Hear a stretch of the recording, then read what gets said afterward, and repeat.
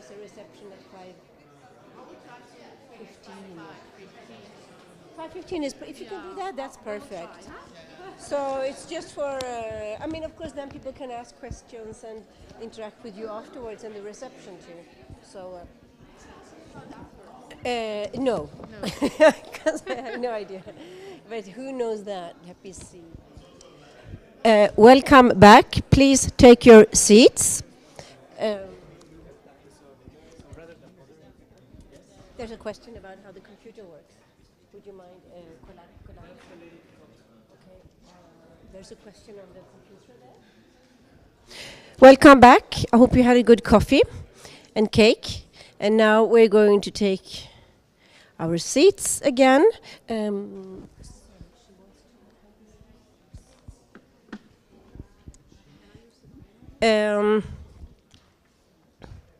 This is the last session we will have before the evening, when we have a summary and then there is a reception. So I will give you some more details on that after this session. Waiting for some more people to come in and sit down so we have as many as possible. It's the end of the day. It's warm. You might be tired. This is very interesting though we're going to hear, and then we start all over tomorrow when you hopefully also have read the study. So, session number 5. How do local stakeholders view apprenticeship reform? Moderator, I welcome you. Miss Brigitte Colarte, Senior Policy Advisor at the Swiss Agency for Development and Cooperation. There will also be questions after this session. And again, if we can't take all your questions, I encourage you to interact with the panelists during the reception tonight. So please go ahead. The floor is yours. Thank you very much. Good afternoon. Welcome back after the pause. It's a great pleasure for me to facilitate this session on the local perspective of apprenticeship reform. It's a big challenge because it's 4 o'clock in the afternoon, and I hope we keep you interested and engaged, but I'm sure that with this audience we will do that. So the session 5 looks at the local stakeholder view on apprenticeship reform or introduction of apprenticeship. So it really brings this local perspective to the discussion. We will hear about the on-ground realities.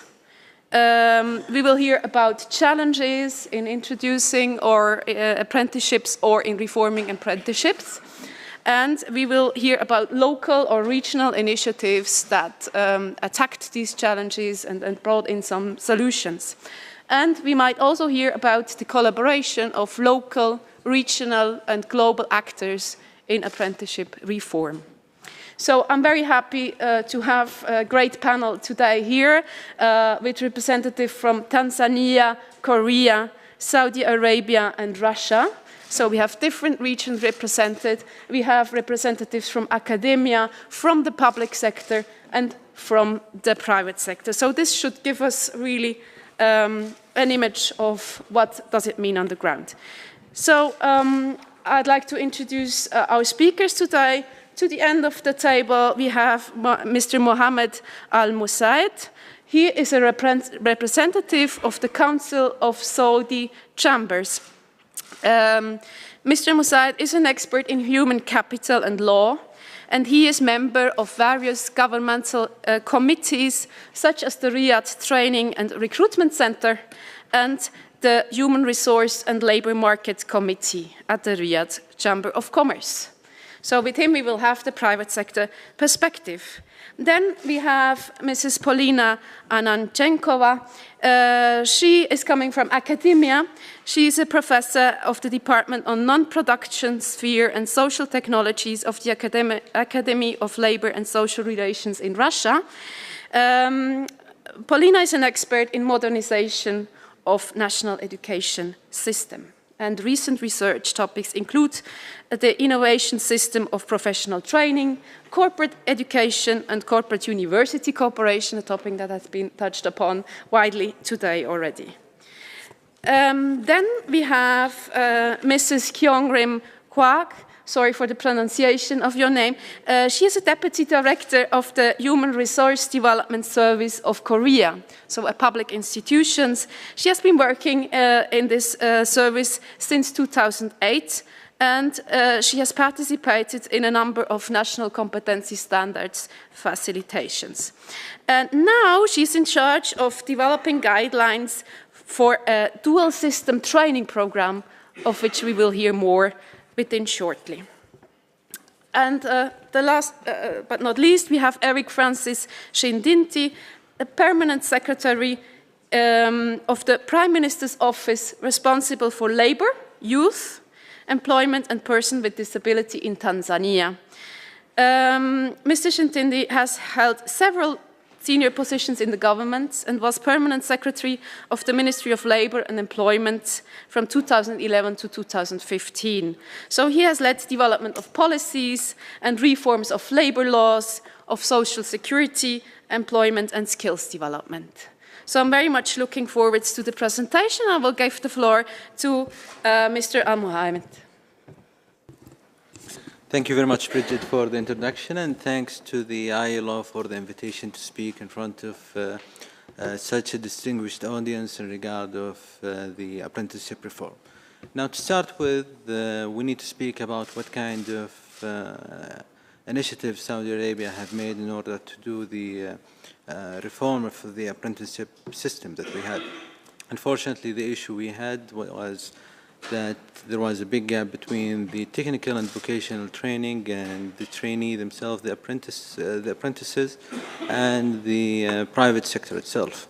Currently, and due to the 2030 vision and the national transformation program that the government is currently taking lead to rectify the labor market obstacles, I can speak of a few major changes that happened there. First, they have implemented a few years ago a strategic partnership program. The aim of this strategic partnership program is to have a dedicated institutional vocational training center between a joint venture of the private sector themselves and some international known and specialized international institutions, along with the candidate who will be going through the apprenticeship program. The aim of this program is definitely to tailor and to have a specific training program for those apprentices where they, at the end of their apprenticeship period, will have jobs that match the market requirement. I can say that there is a big success on this initiative, that among it was one of the most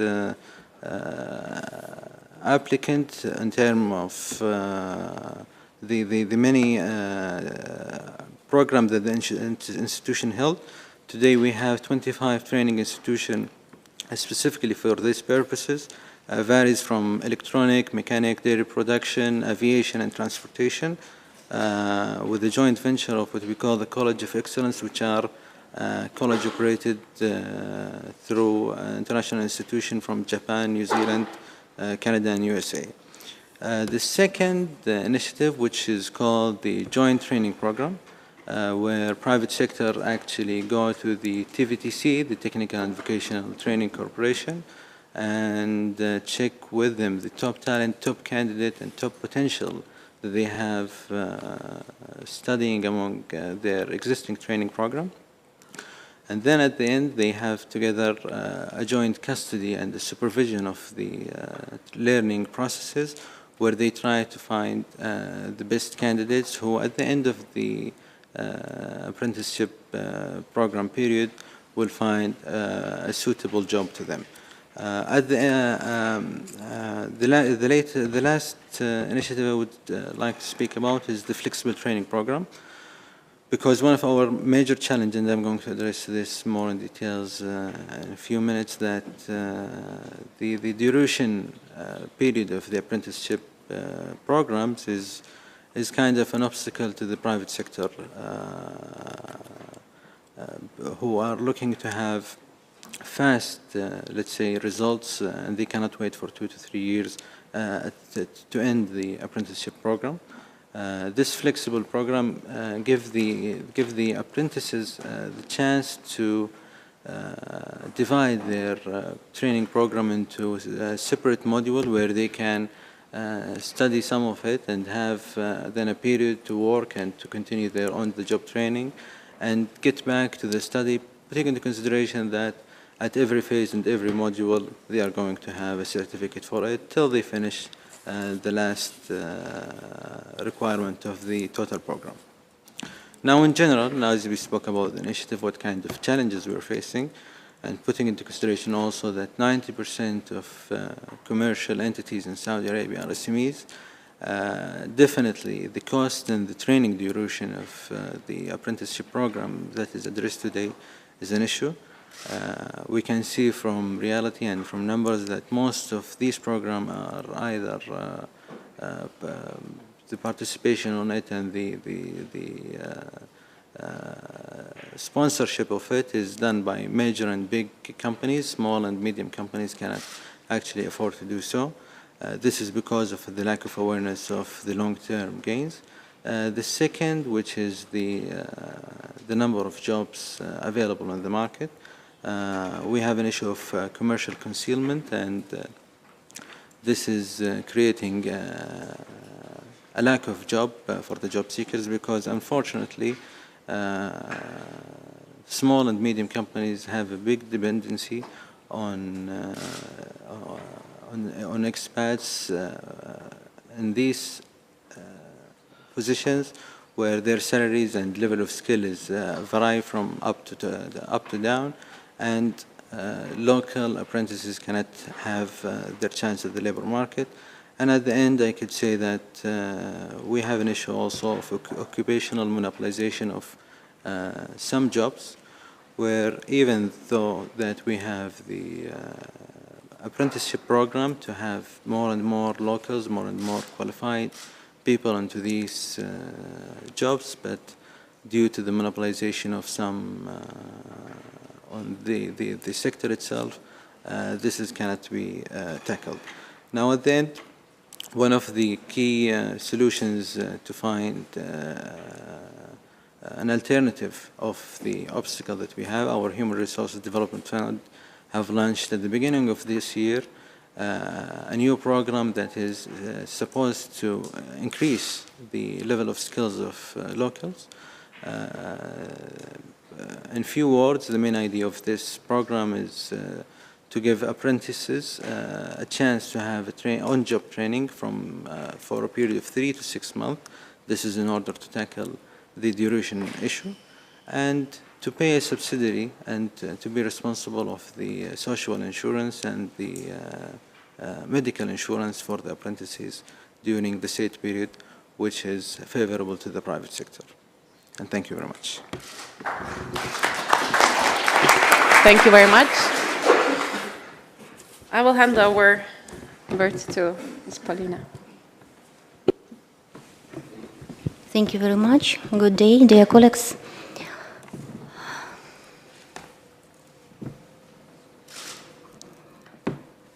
So I have very short presentation, and maybe I will skip some ideas. I want to speak about corporate educational mentoring as a factor in the reproduction of professional competences.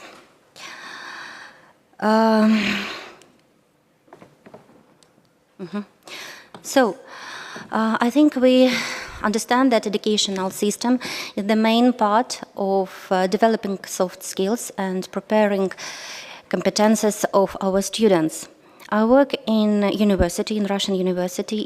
It is trade union university, Academy of Labor and Social Relations, and I understand that we must create soft skills and we must organize apprenticeship system in a high level and in cooperation with companies, with corporate system.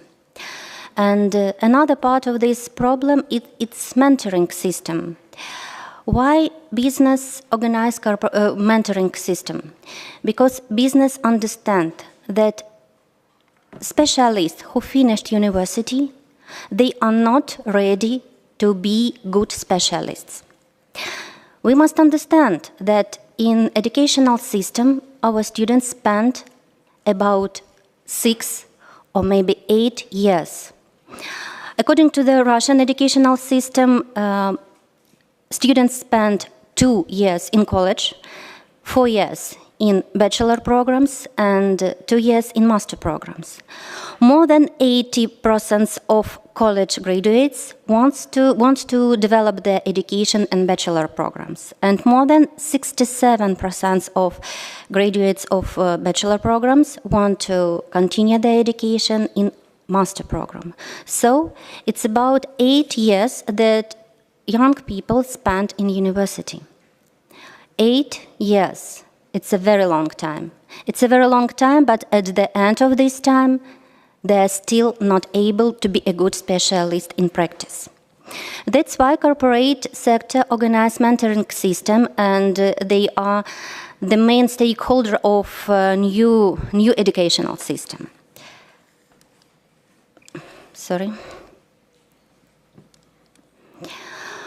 What is educational system according to the apprenticeship system? It's an actual programs, it's a practice base, and it's university staff who must be able to provide new trends. When students come to university, they are like a white paper. They don't know about trends, about skills. They know nothing about labor market. And the university staff is the main beacon for them. Only university staff can show them their future, their present, their future, their perspectives, and others. But the main problem is unavailable of university staff to be in trend. So they have to be the main provider, but they can't to be the main provider of new skills, of new trends, and so on. That's why the main idea of reforming apprenticeship system is not to change it, but to expand it to university staff. That's why I will show you some examples of Academy of Labor and Social Relations, how we organize this new reform process. So we decided that it is necessary to organize mentoring system, not for students, but for university professors, for university teachers who teach students to be actual in labor market. That's why we organize cooperation between our university and some industry associations, trade unions, and with some private companies to organize joint educational program. So now industry, now corporate sector make an order for educational program. They provide practice base. They organize included corporate training. What do I mean? For example, they organize some trainings for their staff, and they invite at the same time for these classes, for these trainings, our students. And they organize corporate university for university staff. So it's like apprenticeship system not for university students, but for university staff. And it is very nice. It was very nice idea. We have a good results of our experience. It was like a pilot program. We organized this system for hotel industry, and we have very nice results. That's why I think it will be developed, and I think it will be shared for another spheres. For example, for corporate management, for accounting, public relations, and so on and so on. So thank you. I have finished.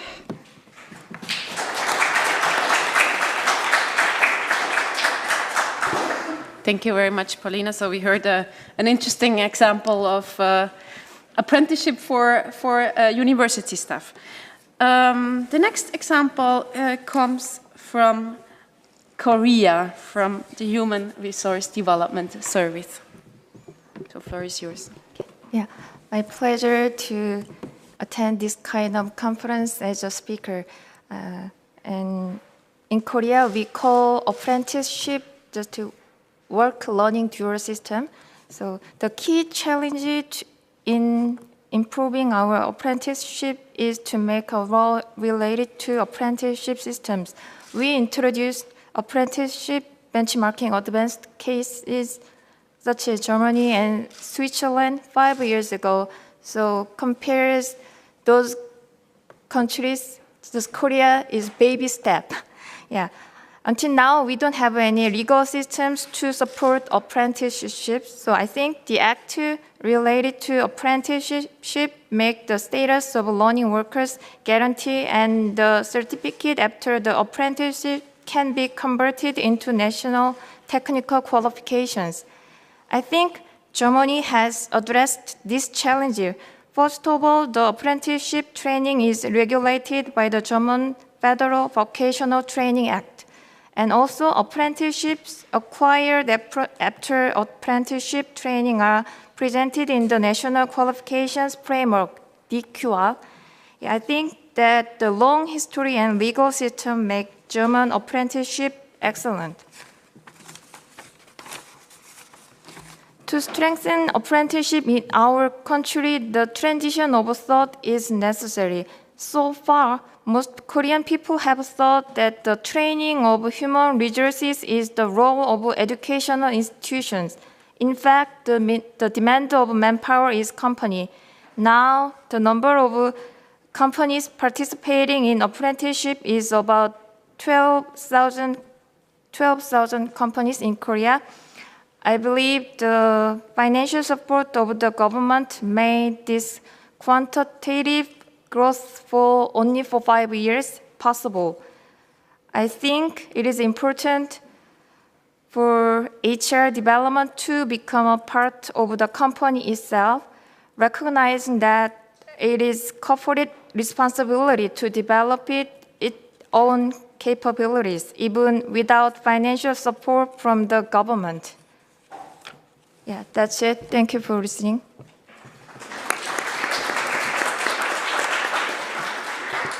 Thank you very much. Another interesting example and with impressive results to expand it to 12,000 companies within 5 years. Our last speaker will share with us the example of Tanzania. Thank you very much. Let me also join others to thank you, ILO, for inviting us to this very important meeting. And before I say anything about what stakeholders view about apprenticeship program, let me just briefly take stock of what we have done on apprenticeship in our country. I should admit that apprenticeship is a very new concept in Tanzania. We started implementing it in the year 2014. And when we started it, it is part of implementation of our national development strategy, which also includes other interventions such as recognition of prior learning and internships in our country. And apprenticeship, when we started implementing it, we were very cautious, and we didn't want to copy from any country. What we did was to study different models from other countries, like Malaysia, like Thailand. I think we have also visited Canada and the other countries. Then we moved into piloting, and the pilot, we received the technical and the financial support from ILO. ILO have been very instrumental in this program of apprenticeship. We have colleagues here who have worked together very closely in making sure that we succeed in pilot. But we also had support from Hamburg Association, which also Crafts Association, which supported our vocational education and training authority on electrical and automotive. With ILO, we worked on tourism and the hospitality industry. And the key challenges when we started, I would say they were almost what we have been discussing this morning. issues of lack of policy, regulatory framework, financing arrangement, poor coordination, and the rest. And what I can say, what we have done during the pilots, we have achieved very good results in terms of employment outcome, and almost 80% of the participant apprentices who were involved in the pilot have been employed. But also, according to our strategy, national skills development strategy, our intention is not only for this youth to be employed by industries, but also the intention is to make sure that they can also self-employ. Another key point which I was supposed to mention earlier is that when we developed this skills development strategy, the government was responding to two key challenges. One was in youth unemployment, but also there was an outcry from employers that there was a skills shortage agenda, and this affected a lot our business environment, and also we failed to attract investment in the country. So we had an advantage that we were with social partners from the beginning when we were developing the strategy, but also when we started implementing the apprenticeship. What have we achieved and what have we reformed since we started the pilot in our country? First of all, one is that we have managed to address issue of coordination by introducing guidelines. Now we have apprenticeship guidelines, which have states very clearly the roles and responsibilities of all partners involved, all stakeholders. But also we have addressed the issue of financing arrangement. At the moment, the government is able to give support, financial support, to apprentices to conduct apprenticeships. And this money is coming from the SDL, Skills Development Levy.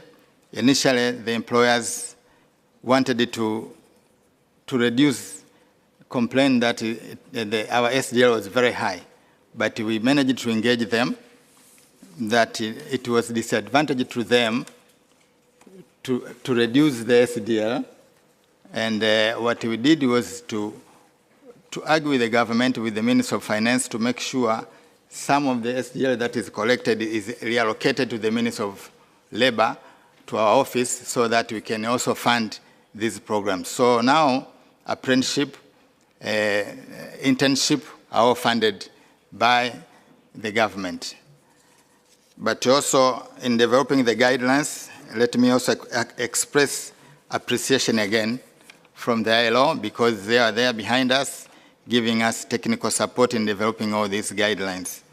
And I think Ashwani was very much involved, but I can see other colleagues sitting in front of me and behind of me.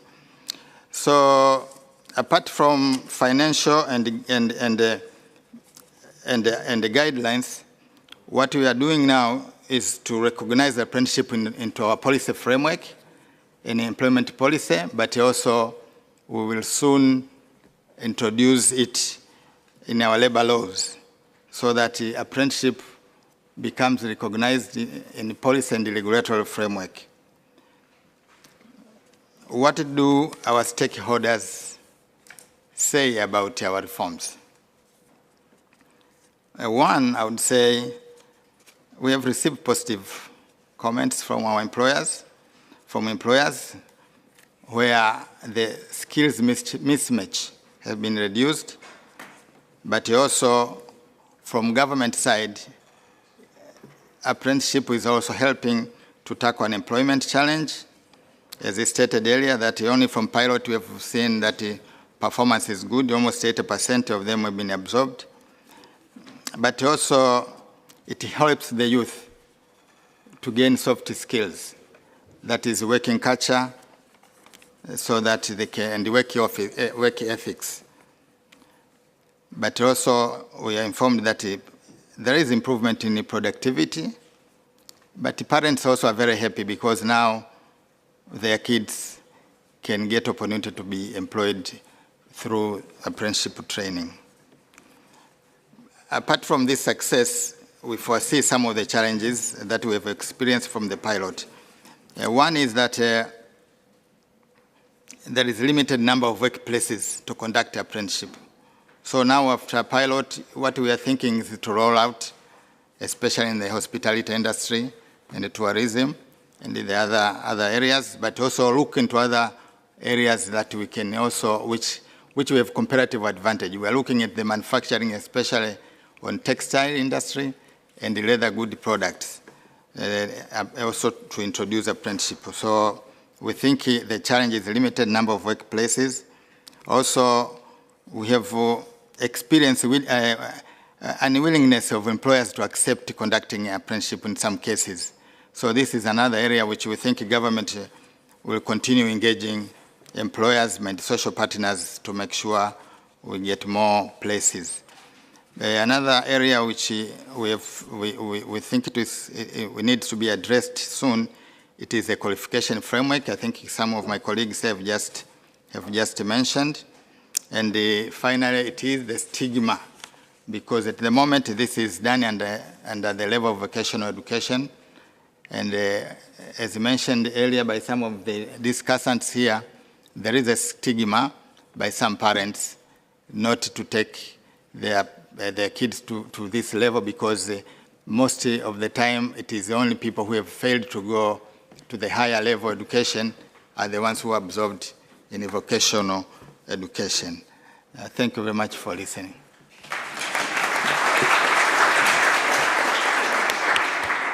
Thank you very much. We will now open the floor for questions. We have heard from different challenges and also some solutions in that way. We have heard of a lack of legal framework, of inadapted financing mechanisms, or the cost hurdles, the capacity and some solutions, the coordination mechanisms, the number of job availables, the lacking qualification frameworks or the insertion of apprenticeship therein, and the question of stigma. So I would like to open now the floor. We will take some questions. Please go ahead. Please do introduce yourself, and if you have questions to one of specific speakers, please mention that. Thank you. Thank you. My name is Papaligama Pigelantapo. I'm from the Trade Union Federation in South Africa. Just the first one for Professor Almussad. I think I pronounced it correctly.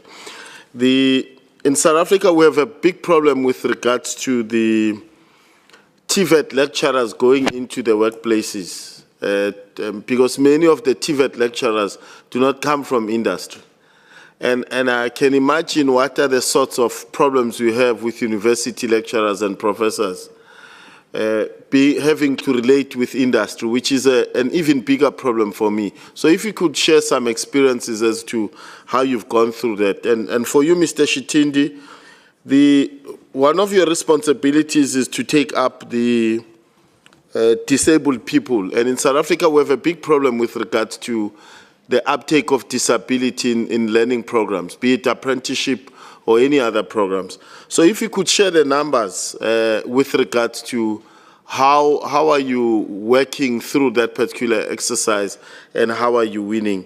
And my last comment is just to say that the stigma should always be balanced off with regards to the pay levels of apprenticeship vis-a-vis those that go into a normal high university programs. Because if you do the comparison, you are able to take away the stigma with regards to apprenticeship once the graduates start showing how much they're getting as opposed to how their counterparts are getting in the other sectors. Thank you. Thank you very much. We will take two more questions for the first round. Yes, please. Thank you. My question is with regard to what Mr. Shitindi mentioned about stigma. I think the problem is cultural.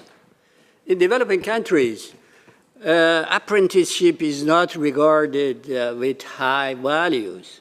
And the parents usually are not so much eager to send their children toward vocational training. as this morning mentioned, in the case of Switzerland, that's a different environment because possibly the community is so much involved that they might motivate students to go through. You are from Switzerland. You might comment on this one, especially with regard to Switzerland. But I pose the question generally to the panelists so that how could the cultural values to be worked on in order to make apprenticeship in the industry 4 a different view and let the people really regard at it with a better vision toward the future. Thank you. Thank you very much. Yes. Yeah, my name is Jayant Krishna. I'm from the Skill India Mission. Just a clarity, somewhat related question. Apprenticeship versus internship. You know, in India, we have tried to extend the apprenticeship, which was largely for manufacturing trades to service sector trades. But, you know, we have seen some resistance in people, you know, because they would like themselves to be called as interns and not apprentices, you know. So, you know, is there any point in establishing, in maintaining this difference, or it's much ado about nothing? I mean, these words should be used interchangeably, you know. Thank you very much. We will give the word now to the panelists to respond to these questions, and then we will open for a second round if time allows. For the first question, if I understand right, it was in regard of issues going to and from the apprenticeship places and locations. And yes, we had this issue, and as Saudi Arabia, a big country with many different cities away across from each other, TVTC, the Technical and Vocational Training Corporation, is trying its best to spread its network, actually, to cover as much as possible as cities as possible. Doing this by having actual centers on the ground for people to be easier to attend. The second is through the partnership with the private institution to extend their ability to have more centers through the private sector as one of the economical arm to help in this. And finally, which is recently developed, it's through the online technology. Now, the TVTC has been into many MOUs and partnership with both Cisco and IBM to have a digitization to the learning processes and the evaluation processes through online in order to cover the rural area and the faraway area where they cannot reach this. I hope this answered the question. Okay, thank you very much. On the issue of disabled people, which is part of my responsibility, what I would like to inform you that we have special vocational schools for them, but also we are encouraging inclusive training so that they go to vocational schools that without discriminating them. So that is one approach that we are using. But also, according to our labor laws, it is clearly stated that 3%, whenever there is opportunity, all employers should employ 3% of employees should be people with a disability. On a stigma, I think for Tanzania, I would not say it is a cultural. It's not cultural, but it is the setting, the way the vocational schools were established before, because it was for primary school leavers originally. But since now we have more schools and more secondary school graduates, it's really changing the mindset. So people think it's like, if I go there, I look like a primary school leaver or a failure. So this is a challenge. We want to turn it around. And I think one way is like when we were launching our guidelines last year, the apprentices, they were brought before the Prime Minister, and they were given certificates just to motivate them. And I think the other youths, when they saw it, it will help them to join. But also, even employers were all invited, all partners were invited there, and the Prime Minister issued certificate to them, including ILO. And actually, we have been directed by our Prime Minister. We make sure that we establish a day each year for Skills Development Day, where a certificate of different players will be issued, by also statements from different dignitaries will be given. So that is a way also, I think we are going to help to give incentives to employers, but also to other participants. So I think there was I've one covered question on the difference between apprenticeship and internship. Is there anyone from the panel wanting to answer that one? Okay, maybe from Tanzania case again, the way we're implementing it, there are two different areas. Because for internship, what we are focusing is only for graduates to address the issues of having work experience. So now, what we have done is, first of all, we talk to the employers, they give us opportunities to work, and then we advertise to the newspapers, people apply, and then we direct them to employers, they are shortlisted, they are interviewed, and then they get opportunity to work. And this is a one-year program, 6 to 1 year program within working around. So there are two different, apprenticeship and internship are two different, and they are implemented differently. Thank you. There was one question also to Switzerland on the stigma side. I mean, you all know that the Swiss system grew over centuries, so that's not something you change from one day to the other. And there is really, we already heard it today, this professional identity, the pride to be a carpenter or anything. And I think a really important instrument and a really important aspect that made the Swiss system to survive until now is the permeability that has been improved in the last 10 years, I would say, even further, so that the people start with the vet school, start with the apprenticeship, but go ahead onto university.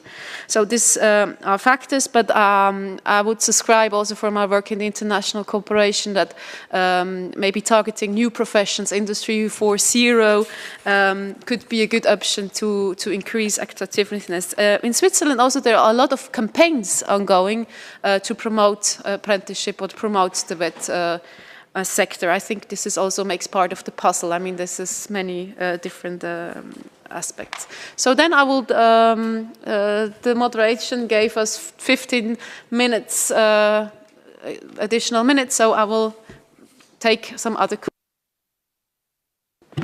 Chair, Jenny Lambert from the Australian Chamber. I'd like to have a tackle at terminology, because I think this is one area where the ILO could make a difference to get some consistency internationally that would be of benefit to countries at all stages of their development.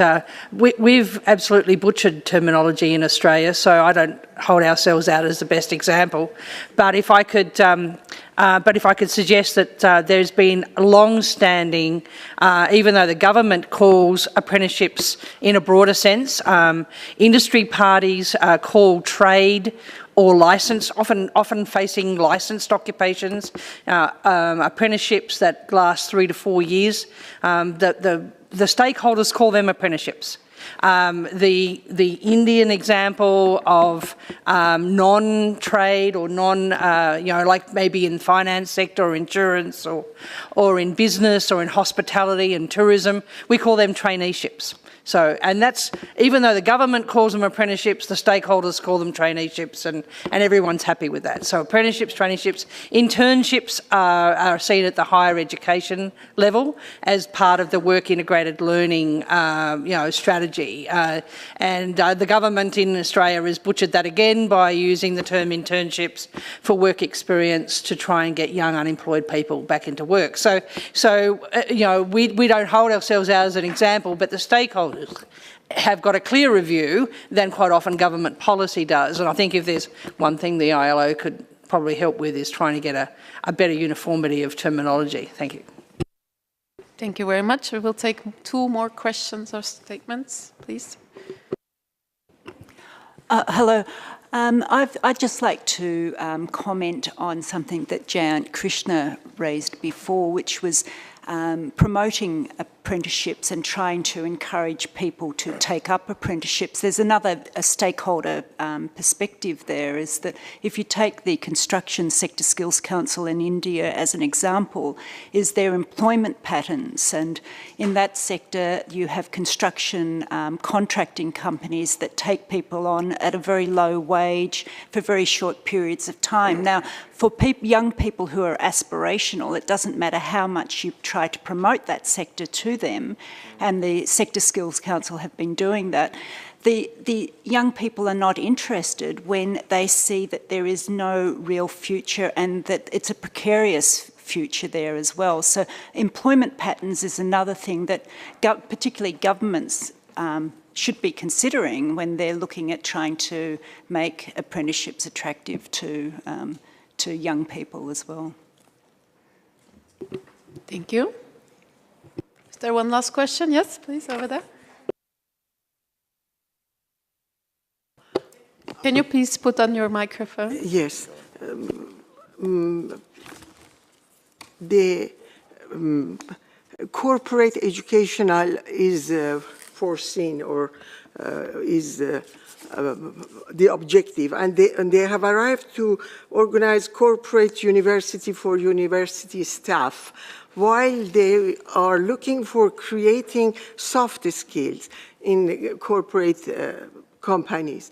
And mentoring system is the problem. Could you please elaborate on these soft skills that is going to be introduced to mentors in order to build the corporate university for university personnel? Thank you. Thank you for question. I will answer for your question on example of our experience. We cooperate with some very famous hotels like Four Seasons, like Radisson and some others. These hotels organize, all these hotels have their own corporate universities, and they organize training sessions for their staff where they can develop their soft skills. For example, how to change booking system, how to use booking system, how to use new technologies of housekeeping, and so on and so on.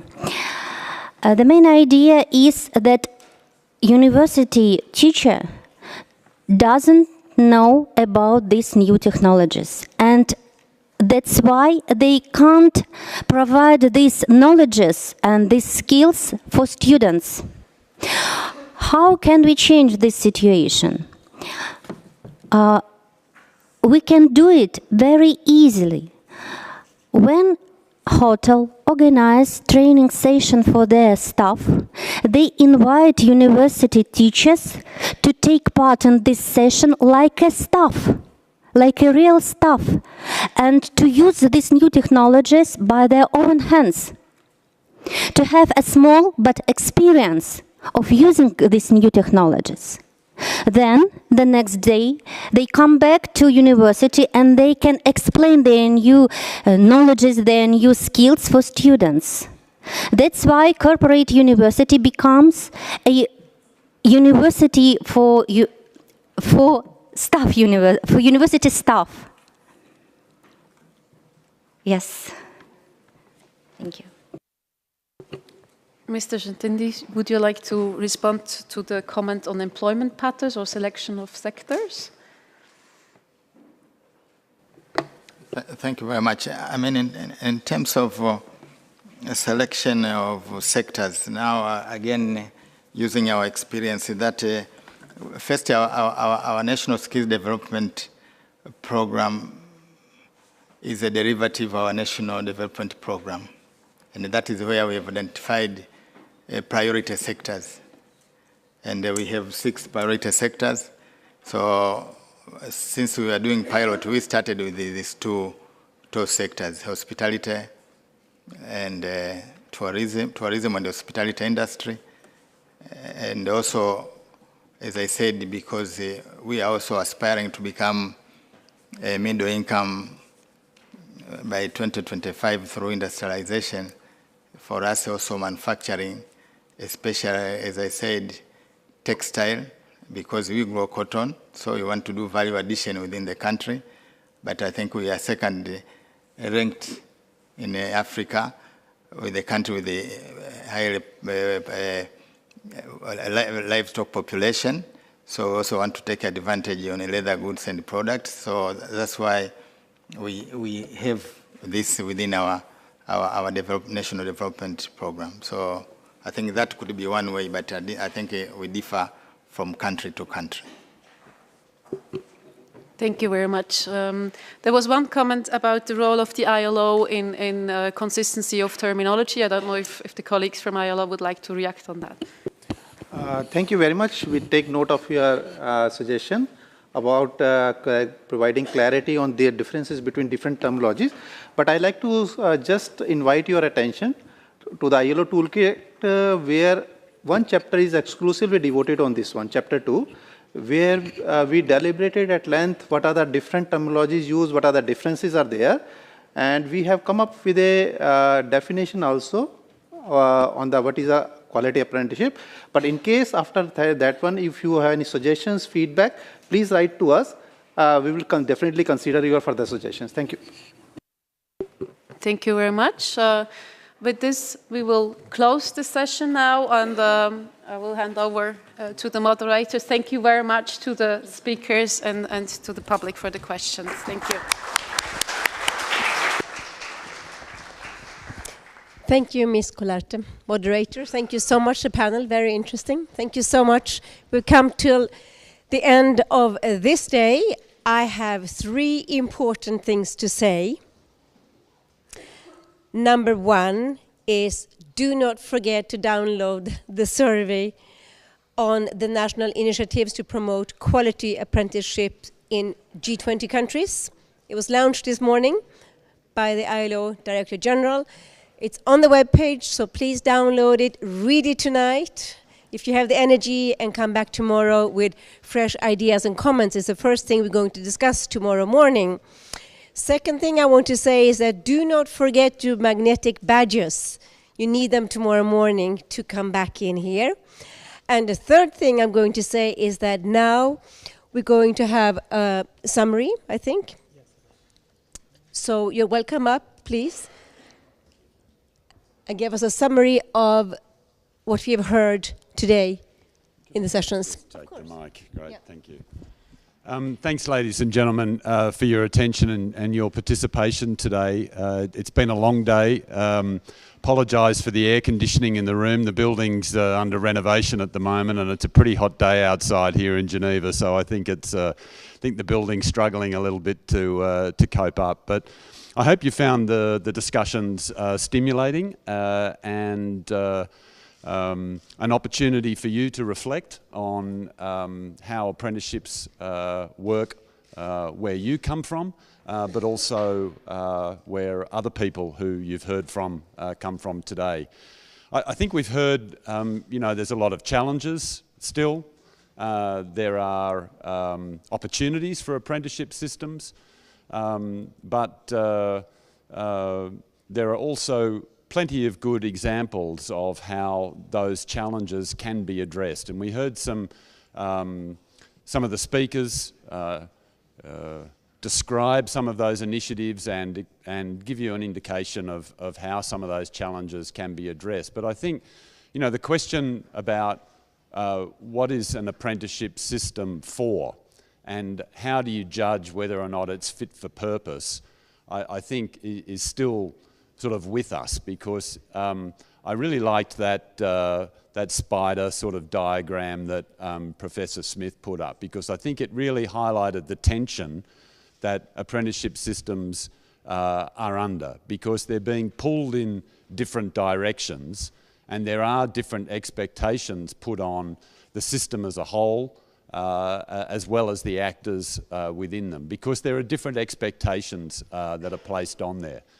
I think some of the interesting sort of challenges that were put out surrounding the future of work, Industry 4.0, and even the renewed interest in lifelong learning and what role apprenticeships can play in that, I think stimulated some interesting ideas that I think we could consider in more detail. But in some ways, I think the rest of the discussion really forced us to come back to basics and recognise that, you know, across the board, in countries that might be considered developed as well as developing, you know, some of the basics, some of the building blocks, if you like, of apprenticeship systems still need work and still need coherent policy responses drawing on all the actors that are involved in the system. So in some ways, I think there's an imperative to, you know, get back to the basics and to make sure we've got the basics right before, you know, we start thinking too much about how an apprenticeship system might solve other problems. That's not to say that apprenticeship systems shouldn't be flexible and shouldn't be part of discussions about how education and the world of work are linked together, because it's clearly a model of learning or a model of work that has sustained itself for a very long time and no doubt will have a role in the future. So in that, you know, we've heard enough words today, and I'm between you and the function. So just thanks very much for your attention today. Tomorrow we do have a launch of the G20 report and a little bit more sort of in-depth engagement through the parallel sessions, looking at some of those key areas where challenges exist and where hopefully there'll be some opportunities to discuss further the solutions. So thanks again for the day. Thanks also to all the speakers, the panellists and moderators who've contributed, and I'd like to invite you to join us for refreshments upstairs on the 11th floor, I believe. So thank you and see you tomorrow. Thank you, Mr. Common. Thank you very much. And as you mentioned, now is the time for our evening reception. It's going to be in the Salon de Réception. It's on the 11th floor. And it's on the courtesy of JP Morgan Chase Foundation. And if you just go straight ahead,